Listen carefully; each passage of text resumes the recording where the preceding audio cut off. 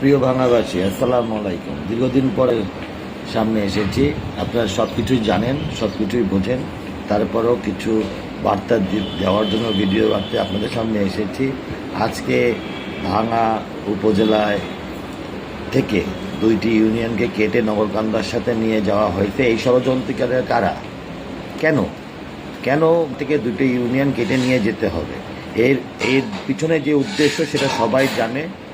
ভণ্ড চিটার, এই অবৈধ ইলেকশন কমিশন, অবৈধ সরকার, সাথে আসছে এই এলাকায় নির্বাচন করতে এক ভণ্ড চিটার ছিনতাইকারী, যে ভেবেছে যে এখান থেকে দুইটি ইউনিয়ন যদি কেটে নগরকান্দার সাথে নিয়ে যাওয়া হয়। কারণ আপনারা ভালোভাবে জানেন, আমি এই বাটপারদের ভিডিও বার্তা দেখেছি, চোখের সামনে মিথ্যা কথা বলছে যে ভাঙায় নাকি হামিদদের আলগি নাকি বিএনপি অধ্যুষিত এলাকা।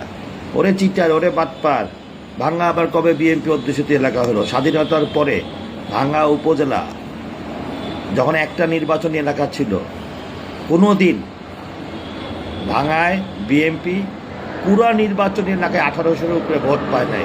ইতিহাস জানতে হবে।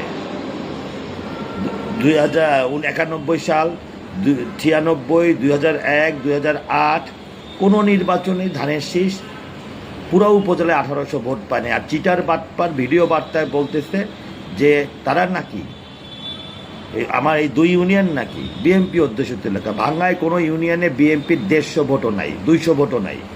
এইসব চাপাবাজি করে ভাঙ্গার দীর্ঘদিন মানুষ বসবাস করে, বাপ দাদা পূর্বপুরুষ থেকে আরম্ভ করে তাদের পরিচয় ভাঙ্গা।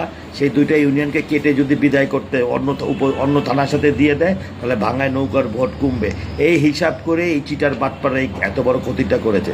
আপনারা আন্দোলনে নামছেন, আন্দোলনের মাধ্যমেই আমরা এই অবৈধ সরকার, অবৈধ নির্বাচন কমিশন এবং এই বাচর বাটপারদের উচিত জবাব দেবেন যতক্ষণ পর্যন্ত ভাঙ্গার এই দুই ইউনিয়ন আমাদের রক্ত থাকতে এই দুই ইউনিয়নকে আবার ফেরত না দেবে। এই অবৈধ সরকার, অবৈধ নির্বাচন কমিশনের বিরুদ্ধে রোডঘাট, রাস্তাঘাট যে যেখানে আছেন বন্ধ করে দেন।